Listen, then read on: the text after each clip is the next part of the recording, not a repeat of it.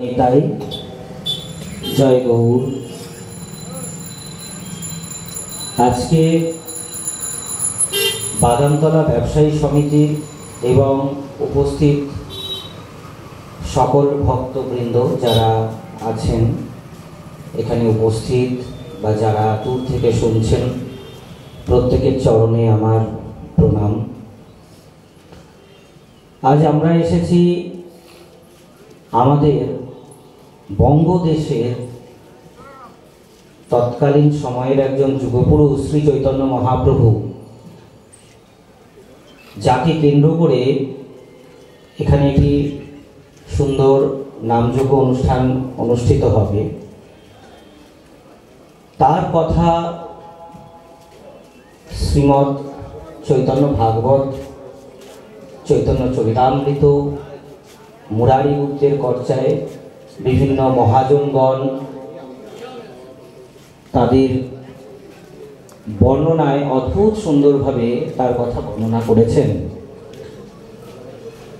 কিন্তু শ্রীমন মহাপ্রভু আমাদের সবার অন্তরের যেমন দেবতা, তৎপূর্বে শচীনন্দন নবদ্বীপের গৌরহরি আমাদের আপনার ঘরের লোক। তাকে ভগবান হিসেবে আমরা মান্যতা দিয়ে চলি সর্বদাই, কিন্তু তার ঊর্ধ্বেও তিনি আমাদের গোটা ভারতবর্ষের প্রথম নবজাগরণের পথিকৃৎ, যিনি সাম্যবাদের কথা প্রথম প্রচার করে গেছেন, যিনি যখন আমেরিকা আবিষ্কার হয়নি সেই সময় গোটা ভারতবর্ষ পদব্রজে পরিভ্রমণ করে এক হরিনামকে কেন্দ্র করে সমাজের তৎকালীন সময়ে উচ্চ নীচ জাত এইগুলোর ভেদাভেদ ভীষণভাবে ছিল, সেই ভেদাভেদকে দূর করে সবাইকে একটি প্ল্যাটফর্মে দাঁড় করিয়ে হরিনাম সংকীর্তনের মুক্তির নির্দেশ দিয়ে গিয়েছিলেন শ্রীমন মহাপ্রভু। এই প্রসঙ্গে আমার কয়েকটি কথা খুব বলতে ইচ্ছা করছে। সবার প্রতি সম্মান রেখে উত্তর ভারতীয়দের আমাদের বাংলাদেশের প্রতি একটা চিমটি করা কথা ভীষণ প্রচলিত আছে। এনারা বলেন যে বাঙ্গালকে ঘর ঘর মে অবতার জন্মাতা হয়, একটু চিমটি করেই ওরা বলে।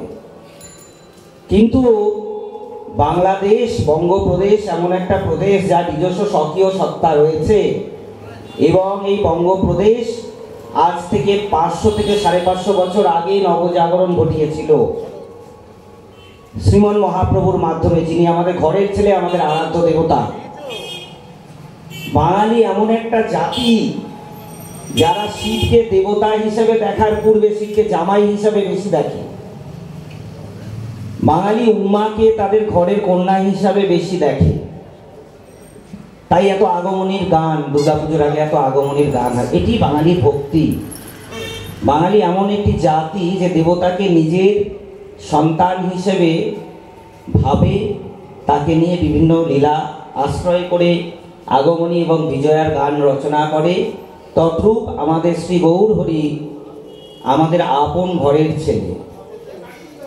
শ্রীমন মহাপ্রভু প্রথম দেখিয়েছিলেন কিভাবে সমাজের সর্বশ্রেণীর মানুষ একত্রিত হয়ে একসাথে বসে জাতপাতের ভেদাভেদ ভুলে হরিনাম সংকীর্তন করতে পারে, যেখানে কারোর কোনো ভেদাভেদ থাকবে না। আজকে যে মিছিল হচ্ছে, মিছিল, ধর্মঘট মিছিল অবরুদ্ধ করে দেওয়া, বন্ধ, শিখিয়েছিলেন শ্রী চৈতন্য মহাপ্রভু। যখন চাঁদ কাজী গোটা নবদ্বীপের নগর কোটালদের দিয়ে হরিনাম সংকীর্তন বন্ধ করার নির্দেশ দিলেন, যে শিখল বাজিয়ে উচ্চস্বরে হরিনাম করা যাবে না, সেই সময় মহাপ্রভু সমস্ত তার বৈষ্ণব অনুগামী বৃন্দদের সঙ্গে নিয়ে জাতপাতের ভেদাভেদ ভুলে সবাইকে বলে, রাত্রে সবাই তৈরি থেকো, একটি করে জ্বলন্ত মশাল হাতে নিয়ে চাঁদ কাজীর বাড়ি আজ ঘেরাও হবে। হাজার হাজার মানুষ যাচ্ছে চাঁদ কাজীর বাড়ি ঘেরাও করতে রাতের অন্ধকারে। চাঁদকাঠি ওই রকম একজন প্রবল প্রতাপান্বিত ব্যক্তি, তিনি দেখে ভয় থরথর থরথর করে কাঁপছেন। তিনি তার নির্দেশ তুলে দিলেন যে হরিনাম সংকীর্তন হবে।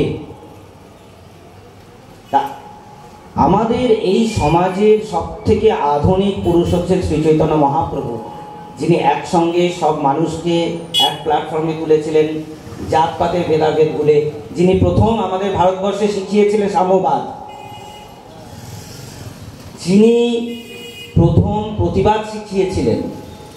আজ মানুষ জানে বৈষ্ণব মানে তৃণাদপি সহিষ্ণু না, বৈষ্ণবকে এক ঘা দিলে বৈষ্ণব কোনো প্রতিরোধ করে না, কিন্তু আমাদের মহাপ্রভু শিখিয়েছিলেন প্রতিরোধ করা, যেটা আমরা বাঙালি জাতিরা ভুলে গিয়েছি। আমরা কেবলমাত্র মহাপ্রভুকে ভোগরাগ এবং ধর্মীয় অনুষ্ঠানের মধ্যে বেঁধে রেখেছি, তিনি তার অনেক ঊর্ধ্বে ছিলেন। আমি যতদূর শুনেছি, শ্রীমন মহাপ্রভুর বিগ্রহর দক্ষিণ দিকে নীল বস্ত্রধারী যিনি রয়েছেন, গতকাল তার আবির্ভাব তিথি গেল, নিত্যানন্দ মহাপ্রভু, এই অধম তার বংশের 14তম পুরুষ।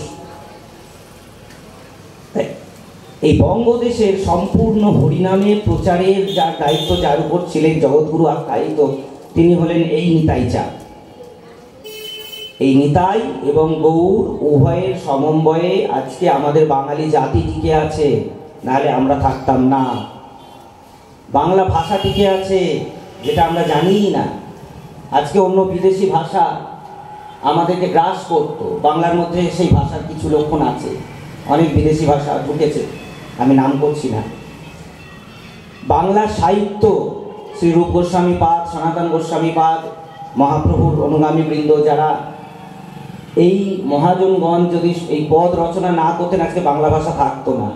কীর্তন গানের মাধ্যমে বাংলা ভাষাকে ধরে রাখা, এই কীর্তন গান না থাকলে আজকে বাংলা ভাষা থাকতো না, মুছে যেত,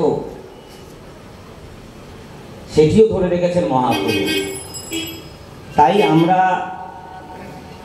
বাঙালিরা সমগ্র দেশকে পূর্বেও যেমন আমরা ভারতবর্ষকে পথ দেখিয়েছিলাম, শ্রীমান মহাপ্রভুর আদর্শ, নিতাই চাঁদের আদর্শ যদি আমরা ধরে রাখতে পারি অন্তরে, তাহলে আগামী দিনেও এই বাংলা গোটা ভারতবর্ষকে পথ দেখাবে। বাংলাকে কখনো ধর্মের ব্যাপারে শেখাতে হয় না, বাংলার ধর্মে একটা অদ্ভুত নমনীয়তা আছে।